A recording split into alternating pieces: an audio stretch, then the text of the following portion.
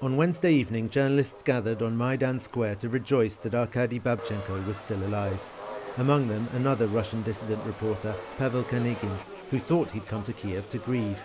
It's hard to understand why they had to convince so many people he'd been killed when he hadn't.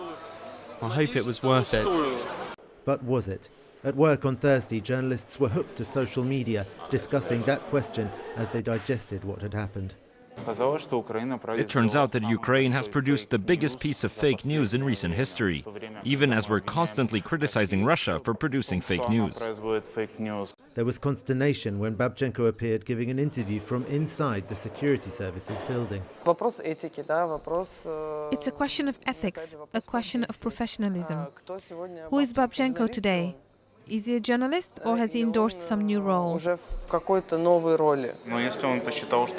If he felt that his life depended on this operation, then I can't judge him for that. My question goes to the authorities. Why did they decide to use him? The authorities are unhappy with such critical and suspicious reactions.